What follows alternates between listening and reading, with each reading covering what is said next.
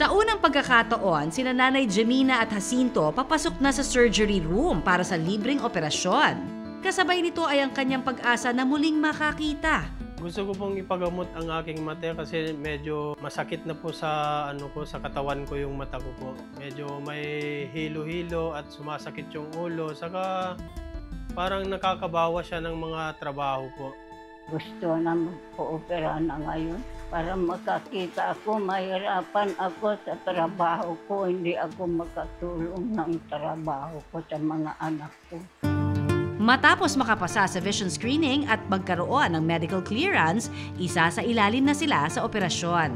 Sa lahat naman ng surgery may tinatawag na clearance. We need to make sure na okay yung katawan niya, wala siyang ibang sakit sa puso, sa baga. Gising naman yung mga pasyente, so meron lang tayong mga pinapatak na anesthesia para hindi nila masyado maramdaman yung gagawin na procedure sa kanila. Sa ilalim sa tinatawag na extracapsular cataract extraction ang dalawa. Gumawa tayo ng maliit na hiwa sa mata niya, may kinabit tayo mga anesthesia ulit, tsaka konting gamot sa mata niya. Tinanggal natin yung lente, tapos ikinabit yung lente, nilinis yung mata, tapos naggawa tayo ng ilang tahi para ma-make sure na hindi lalabas yung content ng mata niya. Posible raw na tumagal ng 45 minuto hanggang 1 oras ang operasyon, depende sa kaso ng pasyente. At ang presyo ng ganitong operasyon, nakapanlalaki rin ng mata. Nag-a-average kasi, lalo sa akin sa phacoemulsification, magre-range siya ng mga 15 to 20,000. Mabuti na lang at libre itong makukuha ni Nanay Gemina at Jacinto. Maging matagumpay kaya ang operasyong ito para sa kanila? Abangan yan mamaya. Ayon sa Philippine Eye Research Institute o PERI, nasa mahigit 1 milyong Pilipino ang may visual impairment na katarata. Pero mga kapuso, mabuti na lang at nakapaloob ang cataract surgery sa Universal Healthcare Law ng PhilHealth na naglalayong matulungan ang mga Pilipinong may katarata. May paalala naman ang ating mga doktor. Huwag mahiyang lumapit sa mga eksperto para mabigyang linaw ang ating mga katanungan. Isa sa mga dapat na pagtuunan ng pansin talaga, patient education. Kasi madami pa din ditong naniniwala sa, halimbawa, na aksidente yung mata, lalagyan ng gatas yung mata.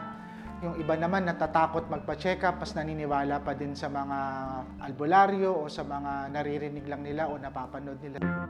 Ayon pa kay Doc Bacani, ophthalmologist mula sa Apayao, malaki raw ang tsansa na magkaroon ng katarata habang nagkakaedad. Pero posible naman daw itong maiwasan habang bata. Dun sa mga batang populasyon, yung mga nagtatrabaho, dun sa traumatic cataract, I would advise na walang maliit o malaking trabaho, they should wear their goggles, their protective goggles, para kahit paano maproteksyonan yung mata nila para maiwasan natin yung mga aksidente sa mata at magkaroon sila ng mga tinatawag na traumatic cataract. Pag-iwas din sa sigarilyo, dahil yung sigarilyo dahil nakakabilis nga sa pagtanda rin yan, so para mas maiwasan lang natin yung mabilis o maagang pag-develop ng cataract. At sa may mga pasyenteng may mga diabetes o lahi ng diabetes, maganda mabigyan din nila ng tamang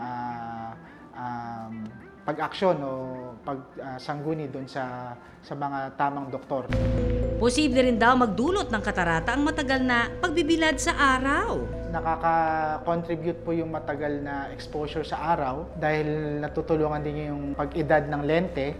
Kaya isa rin yan sa mga ina-advise namin sa mga pasyenteng exposed sa araw, mga magsasaka, mangingisda na laging magsuot ng shades or magsombrero para maiwasan lang yung mataas na exposure sa direktang exposure sa araw. Higit sa lahat, talasa ng mga mata laban sa mga peking gamot para sa katarata. Iba pa din yung makakapagpa-check up ka at makakakonsulta ka sa mga tamang tao, mga doktor at yung mga tao sa hospital dahil mas magagabayan kanila. Nakakatakot dahil ang dami pwede talagang lumabas sa mga social media. Sa ngayon kasi, as we speak, wala pang naimbentong gamot na pagka pinatak, mawawala yung katarata o pagka may sinot kang salamin, mawawala yung katarata. Samantala, matapos sumailalim ni Lola Nanay Gemina at Jacinto sa halos 1 oras na operasyon, naging matagumpay ang pagtatanggal ng katarata sa kanilang mata. Si Jacinto... Dati po nakikita nyo yan? Wala po. Ayos, congrats, sir. Kasi parang ano lang, parang kay San Pedro lang dati. at si Nanay Janina. Daytoy. Daytoy. Isa. Pagka ganyang extracapsular cataract extraction, siguro para mas ma-appreciate nila yung surgery, mga 2 to 3 weeks.